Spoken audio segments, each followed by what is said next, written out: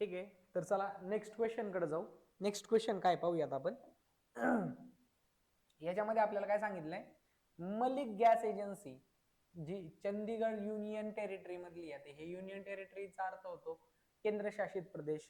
आपल्या भारत देशामध्ये तुम्हाला माहिती आहे राज्य आहेत, जसे स्टेट आहेत, म्हणजे राज्याची जी सरकार असते स्टेट म्हणतो आपण त्याला, स्टेट. त्या पद्धतीने काही केंद्रशासित प्रदेश सुद्धा आपल्या भारतामध्ये आहेत, ज्याला आपण म्हणतो युनियन टेरिटरी. तर चंदीगड ही एक युनियन टेरिटरी आहे. या ठिकाणी जसं आपल्या स्टेटला SGST द्यावी लागते, येते लक्षात, स्टेटला SGST द्यावी लागते, तशी युनियन टेरिटरी ही स्टेट नसल्या कारणाने याला SGSTच्या ऐवजी शब्द वापरला जातो UTGST, युनियन टेरिटरी GST, जो की या ठिकाणी शब्द आलेला आहे. आधीच तुमचा मी तो क्लिअर करतो, बऱ्याच जणांना त्या गोष्टीचं टेन्शन येतं. तर SGST म्हणजे वेगळं काही नाही, म्हणजे या ठिकाणी SGSTचं काम कोण करतंय, UTGST करते, बस इतकं साधी गोष्ट ही. तर मलिक गॅस एजन्सी जी की चंदीगड मध्ये युनियन टेरिटरी मध्ये purchased some gas cylinder for industrial use. Malik gas एजन्सीने काय केलं, काही गॅस सिलेंडर परचेस केले म्हणजे खरेदी केले. येते लक्षात, खरेदी केले म्हणजे ती वस्तू झाली इनपुट, बरोबर आहे. आणि ती वस्तू घेत असताना त्याने किती रुपयाला घेतली, 24,500. किती रुपये पे केले, 24,500. आता हा टॅक्स नाहीये बरं का, हा जो आहे तो टॅक्स नाहीये, 24,500 रुपये हा टॅक्स नाहीये. एवढ्या रुपयाला खरेदी केले आणि याच्यावर आता टॅक्स द्यायचा, किती टक्के द्यायचा आहे, 5%. म्हणजे याचे आपल्याला 5% काढावं लागतील, 5% काढावं लागतील. तर सोपं आहे, 24,500 गुणिले 5% म्हणजे 500 ते 100, 5/100. झिरोला गेला झिरो, झिरोला गेला झिरो, 245 गुणिले 5 करा, जे आन्सर येईल तो तुमचा काय असेल, इनपुट टॅक्स असेल. हे इतकं जास्त सोपं आहे. बरं, and sold them to the local customer. आणि त्या ठिकाणी त्याने लोकल कस्टमरला, जे त्या ठिकाणी जे कस्टमर्स आहेत त्यांना कितीला विकला, 26,500. ठीक आहे, 26,500. आता हा सुद्धा, सॉरी एक शून्य जास्त झाला, हा सुद्धा टॅक्स नाहीये. 26,500 हा सुद्धा टॅक्स नाहीये. ही आहे अमाऊंट जी की विकल्यानंतर, म्हणजे त्याने 26,500 रुपयाला विकले आणि त्यावर किती टक्के टॅक्स लागला, 5%.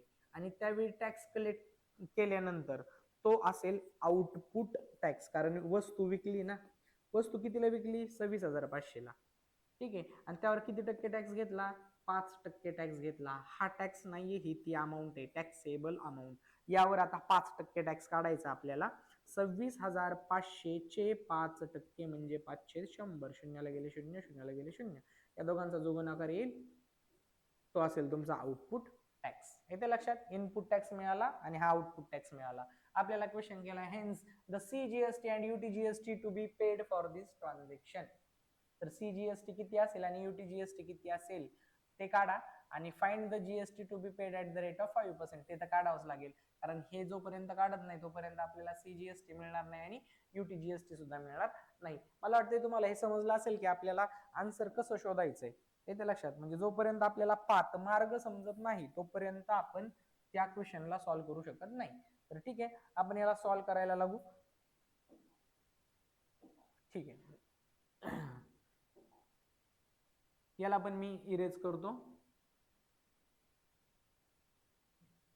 आता फॉर परचेस आणि फॉर सेल वगैरे लिहू आपण, नाही थोडस professional. Malik gas agency purchased some gas cylinder. Malik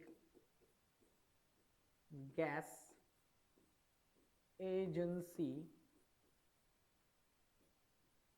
purchased म्हणजे खरेदी केले, purchased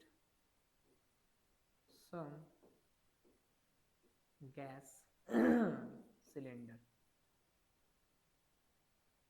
purchase some gas cylinders. बरं, सिलेंडर्स, हा, for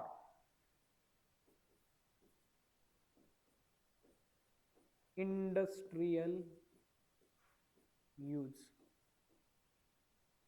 for rupees, for rupees कितीला, 24,500. मी काही वेगळं काही केलेलं नाहीये, माझी पण इंग्लिश तितकी काही चांगली नाही. ठीक आहे, तर जे आहे तेच लिहिलेलं आहे, वेगळं काय करायचं नाही. मलिक गॅस एजन्सीने काय केले, परचेस केले म्हणजे खरेदी केले, काही गॅस सिलेंडर खरेदी केले. कशासाठी? इंडस्ट्रियल यूज साठी. किती रुपयाला खरेदी केले? 24,500 रुपयाला. ठीक आहे, या रुपयाला खरेदी केले. तर यावर त्याने टॅक्स पण दिला असेल. हो दिला. किती टक्के दिला? 5%. आणि तो जो टॅक्स आहे तो कुठला असेल? Input tax. साधी गोष्ट आहे ना. वस्तू खरेदी करताना, वस्तू इनपुट करताना जो टॅक्स दिला गेला त्याला काय म्हणायचं? Input tax. हा इनपुट टॅक्स नाहीये, ही टॅक्सेबल अमाऊंट आहे, यावर 5% टॅक्स दिलाय. तर आपण तो इनपुट टॅक्स काढू. तो इनपुट टॅक्स काढणं सोपं आहे. आपण म्हणू इनपुट टॅक्स. इनपुट टॅक्स कसा काढायचा? इनपुट टॅक्स 24,500च्या काढायचा. 24,500च्या किती टक्के काढायचा? 5%. बरं 24,500 काय? Taxable amount. मग आपण लिहिणार टॅक्सेबल अमाऊंट है ना. ज्याच्यावर टॅक्स लागलेला नसतो त्याला आपण म्हणतो टॅक्सेबल अमाऊंट. इंटू काय? Rate of GST. किती येतो? 5%. Rate of GST. तुम्ही फॉर्म्युले जिथल्या तिथं बनवा, कारण फॉर्म्युले रटू नका. फॉर्म्युले रटण्याने काय होत नाही. ठीक आहे, मग टॅक्सेबल अमाऊंट किती आहे? 24,500 गुणिले रेट किती आहे? 5%. 5% म्हणजेच काय? 5/100. येते लक्षात? 0 ला गेला 0, 0 ला गेला 0. या ठिकाणी राहिले 245 गुणिले 5. मी या ठिकाणी करतो 245 गुणिले 5. 5 5 25, 5 चोक 20 आणि 2 22, 5 दुने 10 आणि 2 12. याचं उत्तर आलं 1225. 1225 रुपीज. रुपीज 1225. हा झाला आपला इनपुट टॅक्स. इनपुट टॅक्स म्हणजेच इनपुट टॅक्स क्रेडिट. हा झाला इनपुट टॅक्स क्रेडिट 1225. आता एवढा टॅक्स वस्तू खरेदी करताना दिला. कुणी दिला? मलिक गॅस एजन्सीने.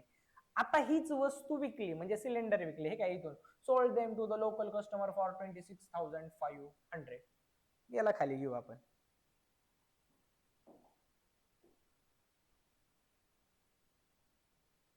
आता ती वस्तू विकली ना, मी लिहितो Malik gas agency sold them for किती रुपयाला? For rupees. किती रुपयाला विकली? 26,500. sold them for rupees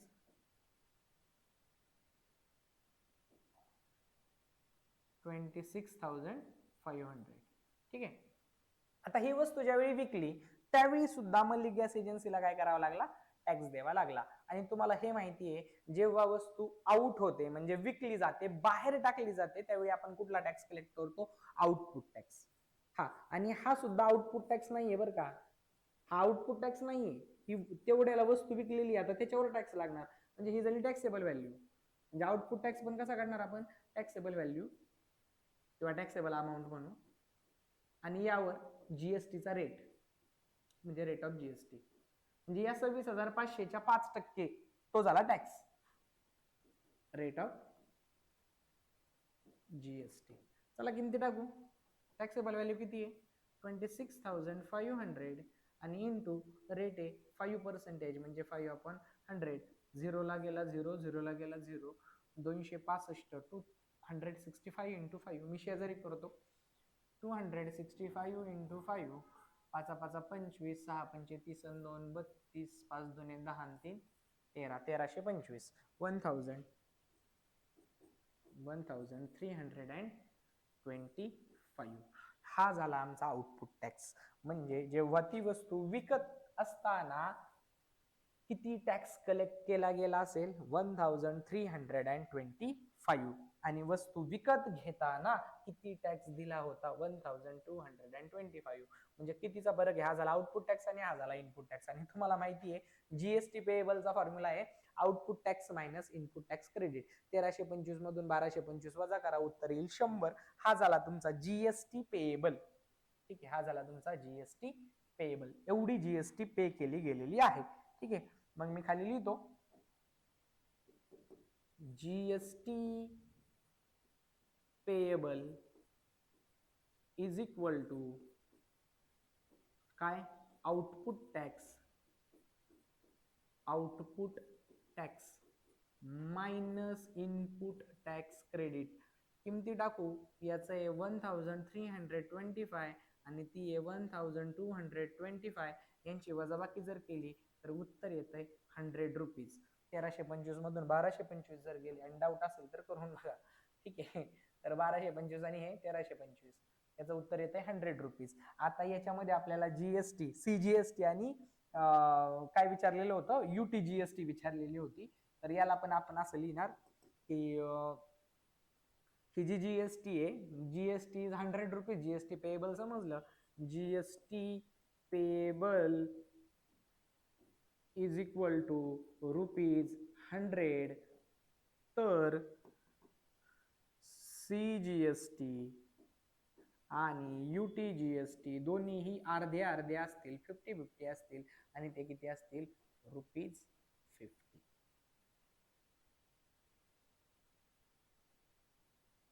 ठीक आहे. अशा पद्धतीने हे गणित संपलेलं आहे. सोपं आहे, याच्यामध्ये सुद्धा काही असं अवघड नाही. एकदा चेक करू आपण, आपल्याला काय काय सांगितलं होतं आपण ते बरोबर काढलेलं आहे का. हो, मल्ली गॅस एजन्सीने काय काय, ओके ओके ओके, ठीक आहे. 24,500 त्याचे इनपुट टॅक्स क्रेडिट 5% काढून आपण त्याचे टॅक्स काढला आणि 26,500 पण 5% काढले, आउटपुट टॅक्स काढला तो, आणि दोघांची वजाबाकी करून काय केलं, जीएसटी पेएबल काढला. आणि जीएसटी पेएबल आहे 100 रुपये आणि त्याची 50% असेल सीजीएसटी आणि 50% असेल यूटी जीएसटी.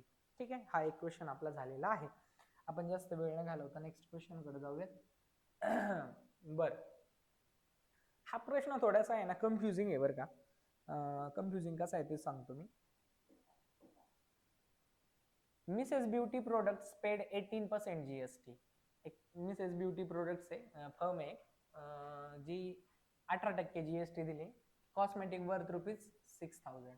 म्हणजे 6,000 रुपयाचे जे कॉस्मेटिक्स होते त्यावर परचेस करताना म्हणजे खरेदी करताना किती % जीएसटी दिली, 18% जीएसटी दिली. बरोबर आहे. पुढे सांगितलंय सोल्ड टू अ कस्टमर, एका कस्टमरला विकले किती रुपयाला, 10,000 रुपयाला, सॉरी 10,000 रुपयाला विकली. ठीक आहे. आणि त्यावर सुद्धा किती टक्के जीएसटी दिली, 18%. आता बघा सिंपल आहे, 6,000ला ज्यावेळी खरेदी केली होती, खरेदी करताना वस्तू आत येते आणि आत येताना आपण कुठला टॅक्स देतो, इनपुट टॅक्स क्रेडिट देतो. तो किती दिला, 6,000च्या 18% दिला. बरोबर आहे. 6,000च्या 18% जे काय असेल ते आपण करू शकतो. समजा 6,000 गुणिले 18%, 18 चे 100, शून्याला गेला 0, शून्याला गेला 0, आणि 18 गुणिले 6, 8 सख 48, 6 1 6, 8 सख 48, 6 1 6 4 10, 108 आणि हा 0, 1080. ठीक आहे, 1080 हा झाला आयटीसी. ठीक आहे, इनपुट टॅक्स क्रेडिट. आणि 10,000ला ज्यावेळी विकला गेला तो प्रोडक्ट, 10,000ला विकला गेला त्यावेळी सुद्धा किती टक्के टॅक्स लागला, 18%. पण विकत असताना वस्तू आउट होते म्हणजे तो झाला आउटपुट टॅक्स. ठीक आहे, त्यावेळी जो टॅक्स कलेक्ट केला आउटपुट टॅक्स, तो किती कलेक्ट केला, 18%. कोणावर, 10,000वर, तो असेल 1,800 रुपये. बरोबर आहे. आणि तुम्हाला आम्हाला माहिती आहे की आउटपुट टॅक्स मधून इनपुट टॅक्स क्रेडिट मायनस केलं तर तो निघतो जीएसटी पेएबल. मग यांची जर वजाबाकी केली तर जीएसटी पेएबल निघतो. अशा पद्धतीने बरं का. आता ऍक्च्युअल मध्ये क्वेश्चन काय आहे तो समजून घ्या. What are the amounts of CGST and SGST. आता जीएसटी पेएबल यांची जर वजाबाकी केली तर जो काय जीएसटी पेएबल निघाला आणि त्याचा सीजीएसटी पण काढता येईल आणि एसजीएसटी पण काढता येईल. परंतु पुढे काय सांगितलंय, shown in the tax invoice issued. आता या ठिकाणी कन्फ्युजन असं आहे की जनरली जो टॅक्स इनवॉइस असतो ना तो एखाद्या कस्टमरला देतानाचा असतो. येते लक्षात. म्हणजे समजा ब्युटी प्रोडक्ट माझं आहे ना, तर हा टॅक्स इनवॉइस मी बनवणार की बाबा रे तुला ही वस्तू 10,000ला पडवतोय, त्यावर तू 18% टॅक्स दिला आणि ती वस्तू तुला एवढ्याला मिळेल, तो असेल टॅक्स इनवॉइस. म्हणजे या ठिकाणी हे खरेदीचा विषयच नाहीये, याला इथं कन्सिडर करायचं नाही. म्हणजे जीएसटी पेएबल वगैरे काढत बसायचं नाही. मी तरी सुद्धा थोडासा कन्फ्यूज आहे की त्यांना म्हणजे नेमकी काय पाहिजे.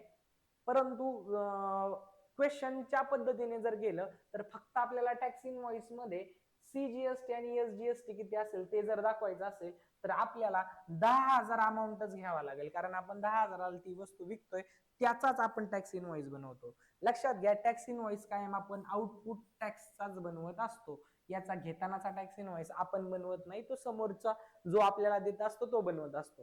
हे लक्षात. म्हणून तो जो टॅक्स इनवॉइस आहे तो आपण फक्त 10,000वर बनवणार, आणि तो कसा बनवणार आहे आपण ते पाहणार आहे. ठीक आहे. मी थोडस कन्फ्युजन दूर करण्याचा प्रयत्न केला, कारण बऱ्याच जणांना हा प्रश्न पडतो, परंतु कोणी याच्याबद्दल बोलत नाही.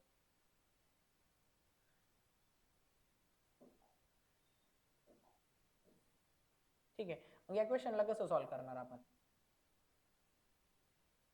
बर याच्यासाठी आपण हे घेतानाचे वगैरे त्या व्हॅल्यूंना किंमत देणार नाही, आपण फक्त त्याला मांडू की Mrs beauty product paid 18% GST on cosmetic worth ₹6,000. त्या गोष्टी लिहू आपण. Mrs beauty product paid 18% GST on cosmetics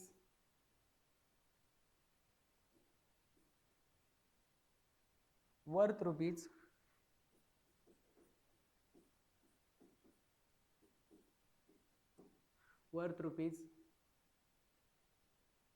6,000 and sold to a customer for 10,000. ठीक आहे, ते पुढे लिहू आपण. and what are the amount of CGST and SGST shown in a tax invoice issued. तर किती अमाऊंट असेल CGST ची आणि SGST ची टॅक्स इनवॉइस मध्ये? सोपं आहे, आपण फक्त 10,000चेच काय करणार, आपण ही 10,000 असेल टॅक्सेबल व्हॅल्यू, आणि याला रेट किती घेणार? 18%, आणि त्यावर GST काढणार. साहजिक आहे, 18% 10,000चे म्हणजे 1800 होतात. 1800चे निम्मे करा, 900 रुपये CGST, 900 रुपये SGST, बस त्यांना एवढंच पाहिजे याच्यामध्ये. ठीक आहे. मग मी नेक्स्ट पुढे जातो आणि याच्यामध्ये हे लिहितो की हा ठीक आहे, मी याच्यामध्ये लिहितो काय लिहिता येईल आपल्याला? Mrs beauty products sold to customer for ₹10,000. Mrs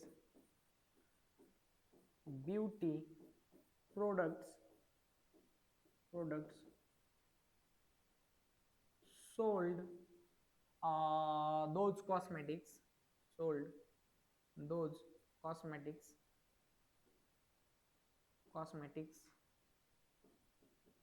for rupees किती हजाराला? 10,000ला. ठीक आहे, 10,000. मग या ठिकाणी आपल्याला काढायचा आहे GST. ठीक आहे, म्हणजे विकले कितीला? 10,000ला विकले, बरोबर आहे. तर त्याच्यासाठी आपण GST काढू आता.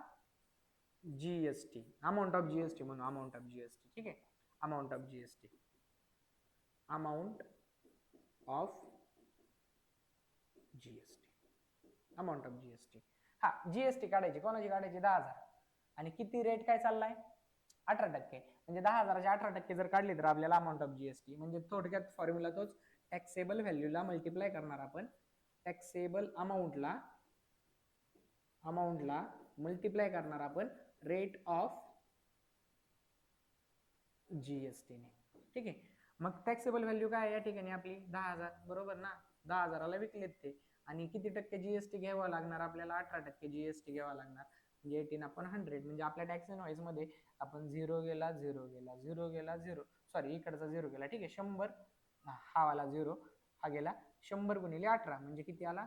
₹1,800.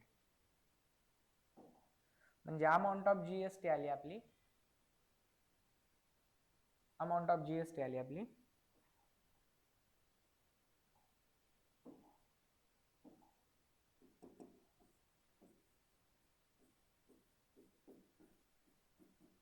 amount of GST is ₹1,800.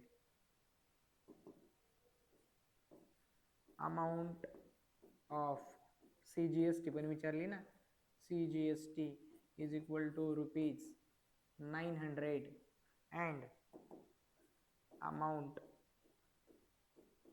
of SGST also निम्मी निम्मी ना, हाफ हाफ, हे सुद्धा किती? 900 बरोबर आहे.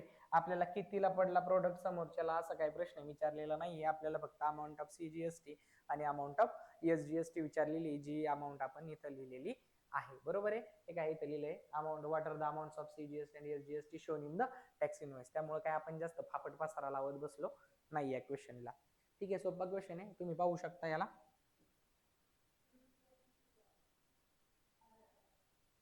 ठीक आहे, एवढाच क्वेश्चन आहे. बरं,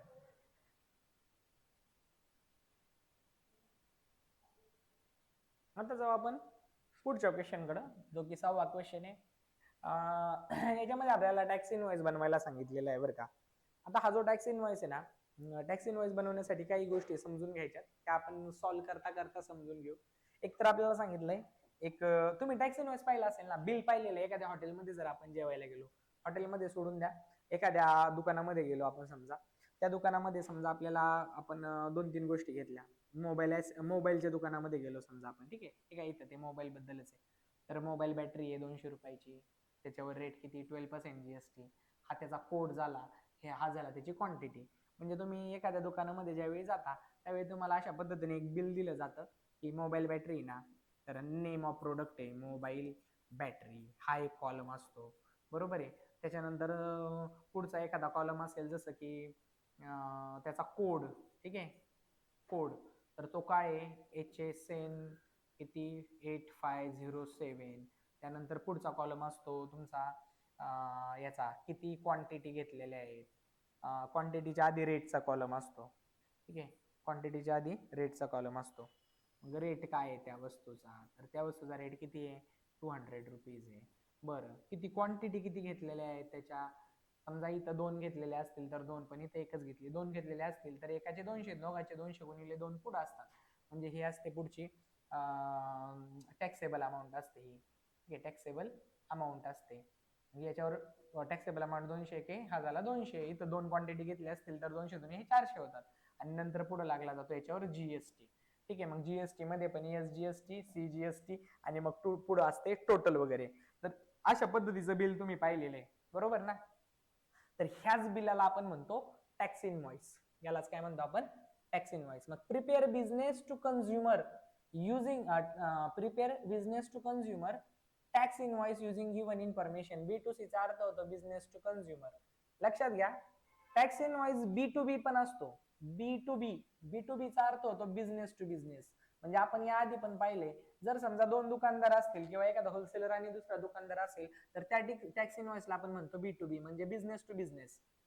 एखादी वस्तू बिझनेस टू बिझनेस दिली गेलेली आहे, ठीक आहे, तर त्याला आपण म्हणतो B2B टॅक्स इनव्हॉइस. आणि एखादी वस्तू जर बिझनेस टू कस्टमर गेलेली आहे, ठीक आहे, तर त्याला आपण म्हणतो B2C टॅक्स इनव्हॉइस. ठीक आहे, तर खाली दिलेल्या इन्फॉर्मेशन वरून आपल्याला सांगितलंय की एक टॅक्स इनव्हॉइस बनवा. अवघड नाहीये, सोपा क्वेश्चन आहे. कधी कधी 4 मार्काला पण विचारला जातो, 3 मार्कालाही विचारला जातो. तर याच्यासारखा म्हणजे खूप सोपा क्वेश्चन आहे हा. ठीक आहे, तर प्रॅक्टिस पाहिजे याची. आपल्याला सांगितलं write the name of supplier, आपण काहीही नाव लिहू शकतो. फक्त समजून घ्यायचं की आपल्याला प्रोडक्ट काय दिलेत. आता मोबाईलचे रिलेटेड प्रोडक्ट दिलेत का नाही, तर आपण कुठलंही नाव लिहू शकतो. जस्ट आपण असं लिहू शकतो प्रमोद मोबाईल शॉपी. ठीक आहे, किंवा आपण असं लिहू शकतो सप्लायरचं नाव, सप्लायरचं नाव प्रमोद मोबाईल शॉपी लिहू शकतो. किंवा अजून कोणतंही लिहू शकतो, एखादं प्रकाश इलेक्ट्रिकल्स वगैरे हे लिहू शकतो. त्यानंतर ऍड्रेस, आपण ऍड्रेस कोणताही लिहू शकतो, आपल्याला पाहिजे तो लिहू शकतो. जसं की तुम्ही लिहू शकता ऍड्रेसला निर्माण प्लाझा शिरूर, म्हणजे निर्माण प्लाझा शिरूर मधला.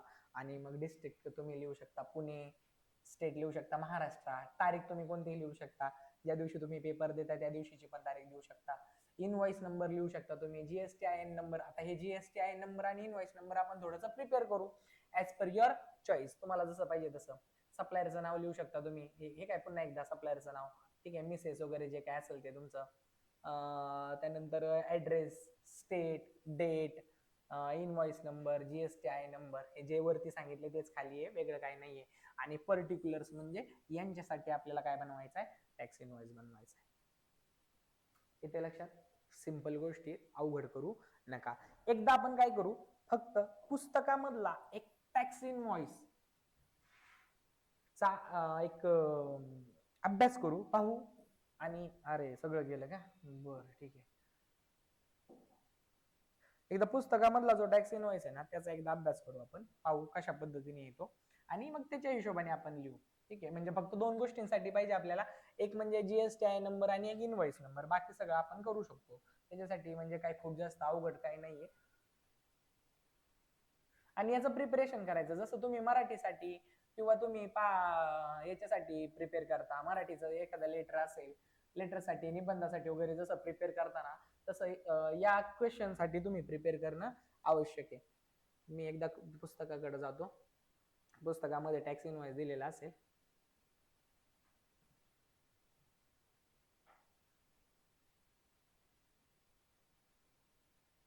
एखादा नमुना दिलेला असेल आपल्याला. अरे वा, ठीक आहे, एक नमुना भेटून गेला आपल्याला, एक नाही.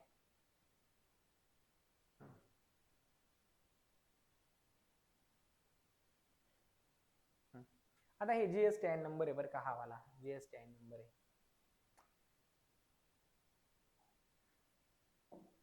हा 27 जो दिसतोय ना तो आपल्या महाराष्ट्राचा कोड आहे, स्टेट कोड म्हणतो आपण त्याला. त्यानंतर हा जो दिसतोय ना, हा ABCD 1 2 3 4 H पर्यंत, हा आपला 10 डिजिट पॅन नंबर आहे फर्मचा. One present, one registration, uniform for all, by default check sum digit confirms the validity of GSTI number when entered on GST portal. ठीक आहे, तर सॉरी, हे वन रिप्रेझेंट म्हणजे हा वाला वन आहे ना, तो रिप्रेझेंट करतो वन रिप्रेझेंट वन रजिस्ट्रेशन. त्यानंतर Z uniform for all, by default सगळ्यांसाठी सारखा असेल तो. आणि check sum digits GSTI when enter on GST, म्हणजे जे काय असेल आता हे प्रत्येकासाठी वेगवेगळं असू शकतं. 27 काय आपला स्टेट कोड आहे, महाराष्ट्राचा कोड येतो. हे काय इथं 27 is the state code of Maharashtra. From 27 one can understand that a person or firm is a resistor in Maharashtra. यावरून आपल्याला समजतं की ही जी फर्म आहे ती महाराष्ट्रामधली आहे म्हणून. आणि हा जो 10 डिजिटचा काय आहे आपल्याकडं, हा पॅन नंबर आहे. ठीक आहे, बरं.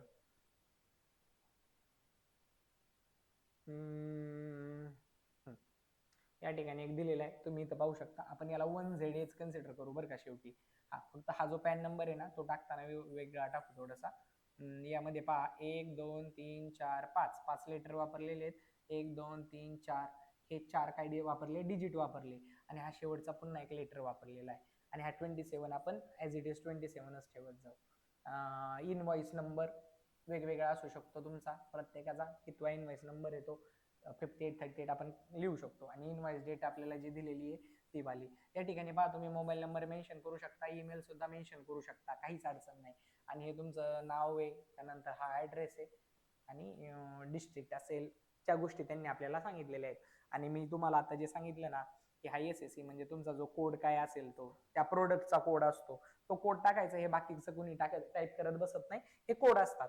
आणि ते फूड आयटम काय आहे, क्वांटिटी किती घेतलेली, रेट काय आहे, टॅक्सेबल अमाऊंट यांचा गुणाकार करून टॅक्सेबल अमाऊंट घेतला जातो. 60 दुनी इथे येईल 120. आणि नंतर CGST आणि SGST. CGST दोन कॉलम होतील, एक म्हणजे हा रेटचा आणि दुसरा म्हणजे हा अमाऊंटचा. 2.5% जर आपण याच्यावर 20 वर लावली तर किती रक्कम होईल, इथं तो वाला भाग आहे, वेगळं काही नाही याच्यामध्ये. आणि हे ग्रँड टोटल यांची बेरीज करून ग्रँड टोटल होईल. तर हे आपण आरामात करू शकतो. फक्त आपल्याला हे पाहायचं होतं की हा 27 हा किती अंकी असतो. लक्षात घ्या, हा 27 आणि हे 10, सॉरी हे 2 आणि हे 10, 10 आणि 2 12, 12 आणि हे 3 15, 15 अंकाचा आपला GSTI नंबर असतो. ठीक आहे, किती अंकाचा असतो, 15 अंकाचा असतो. बरोबर आहे. 15चा हा हे काय GSTI has a 15 alpha numerals, alphabet आणि न्यूमरल्स मिळून. हे बघा, हे 3 हे 4 आणि हे 5. ठीक आहे, आलं लक्षात. आणि 1Z5 कॉमन घ्यायचा, आपण 1Z5 घेऊ लिहित असताना. बरं, तर आपण येऊ आपल्या क्वेश्चनकडं आणि आपला एक हे बनवण्याचा प्रयत्न करू, टॅक्स इनवॉइस बनवण्याचा प्रयत्न करू. तर मी इथं टॅक्स इनवॉइस लिहिण्याचा प्रयत्न करतो. तर सगळ्यात पहिल्यांदा मी इथं वरती लिहिणार सप्लायर नेम,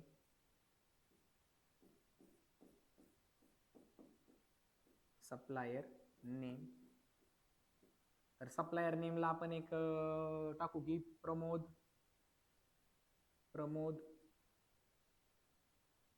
मोबाईल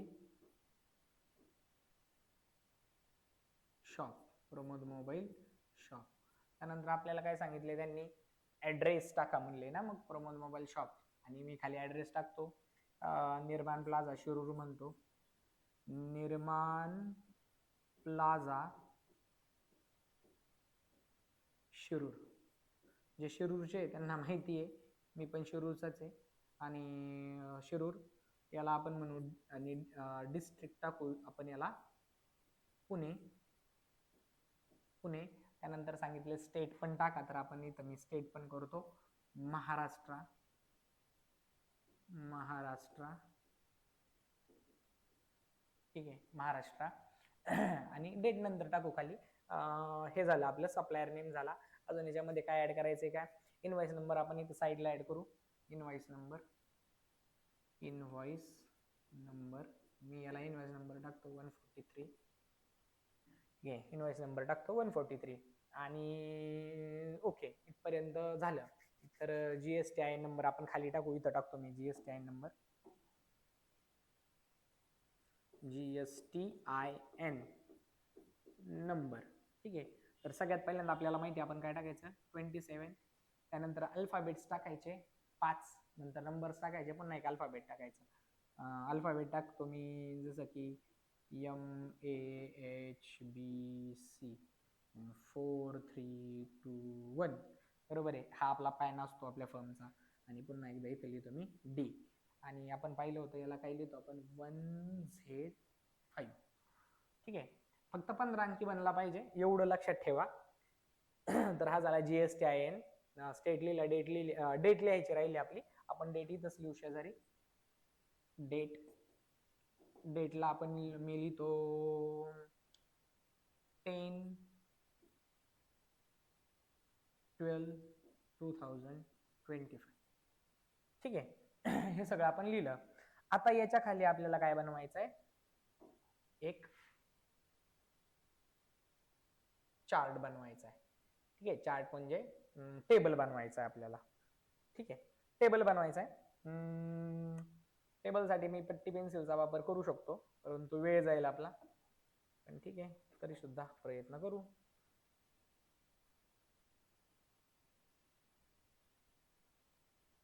ठीक आहे, नको नको करत बसायला, मी सरळ सरळ याच्यामध्ये लिहितो. सगळ्यात पहिल्यांदा आपल्याला पाहिजे सिरियल नंबर. सगळ्यात पहिल्यांदा सिरियल नंबर घ्यायचा, सिरियल नंबर. ठीक आहे, त्यानंतर आपण लिहू कुठला कोड आहे, HSN म्हणजे आपण लिहू कोड म्हणू फक्त, कोड, कोड. त्यानंतर product name, product name, product name नंतर रेट, रेट. त्यानंतर क्वांटिटी, त्यानंतर टॅक्सेबल अमाऊंट,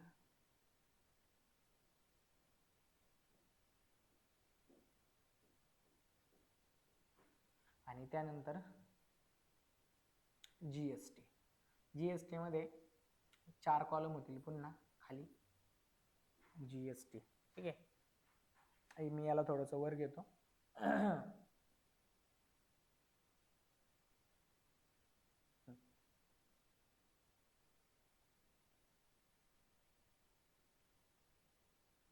GST मध्ये पुन्हा 4 कॉलम होतील. थोडं वेगळ्या पेनाने लिहितो याला. एक बनवला आपला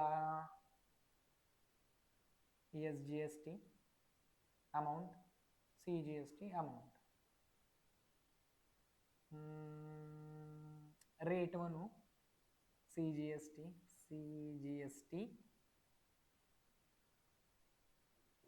अमाऊंट, आणि SGST अमाऊंट. ठीक आहे, 4 कॉलम बनतील, हा एक, हा एक, हा एक आणि हा एक. ठीक आहे. आणि शेवटी टोटल बनल, टोटल, टोटलचा एक कॉलम बनल.